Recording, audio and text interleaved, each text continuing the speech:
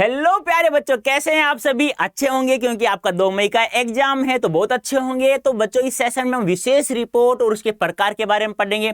अब नाम से पता चला है विशेष रिपोर्ट, कोई सामान्य रिपोर्ट तो नहीं है। और विशेष रिपोर्ट कैसे तैयार करता है पत्रकार? विशेष रिपोर्ट यानी गहरी छानबीन की जाती है उसके बारे में तैयार करता है और उसको हमारे पाठकों के सामने उपस्थित करा देता है। और प्रकार कौन कौन से होते हैं? एक तो होता है खोजी रिपोर्ट, एक होता है इन डेप्थ रिपोर्ट, एक होता है विवरणात्मक रिपोर्ट और एक होता है विश्लेषणात्मक रिपोर्ट। तो सबसे पहले बच्चों हम जो लोग जानते हैं विशेष रिपोर्ट क्या होती है।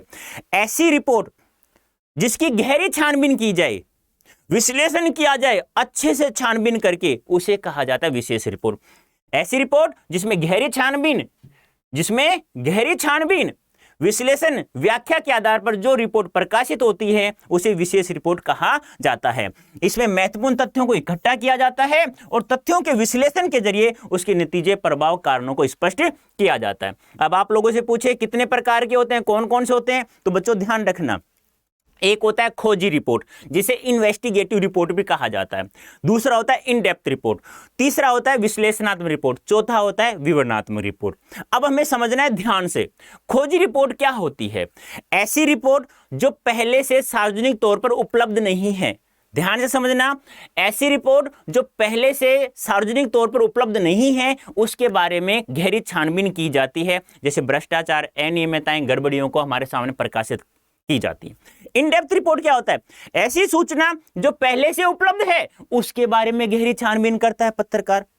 ऐसी सूचना जो पहले से सार्वजनिक तौर पर उपलब्ध है उसके बारे में गहरी छानबीन की जाती है, वह कहलाती है इन डेप्थ रिपोर्ट। विवरणात्मक रिपोर्ट क्या होती है? विवरणात्मक, जिसमें विवरण रूप से यानी कि विस्तृत रूप से उसे प्रकट की जाए। यानी कि विश्लेषणात्मक रिपोर्ट में तो विश्लेषण और व्याख्या पर जोर दिया जाता है, जबकि विवरणात्मक में विस्तृत या बारीकी विवरण को प्रस्तुत किया जाता है। ऐसी रिपोर्ट जिसको विस्तृत रूप से विवरण किया जाए उसे विवरणात्मक, और ऐसी रिपोर्ट जिसमें विश्लेषण और व्याख्या पर जोर दिया जाता है उसे कहा जाता है विश्लेषणात्मक रिपोर्ट।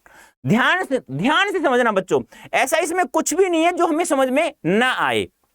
अब एक बात और ध्यान रखना, जो विशेष रिपोर्ट होता है वह समाचार की तुलना में बड़ी और विस्तृत होती है। इसलिए पाठकों की रुचि बनाए रखने के लिए कई बार उल्टा पिरामिड शैली और फीचर दोनों का प्रयोग कर दिया जाता है, क्योंकि हमें पता है फीचर क्या होता है।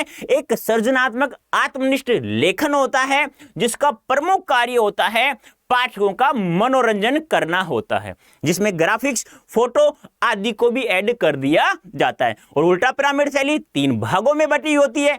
कौन कौन सी? इंट्रो या मुखड़ा नंबर 1, नंबर 2 बॉडी या निकाय, नंबर 3 समापन, जिसमें 6 ककारों का प्रयोग किया जाता है। तो बच्चों समझ में आया ना? आ गया हो तो बच्चों लाइक करना है, शेयर करना है। ओके, धन्यवाद, थैंक यू सो मच।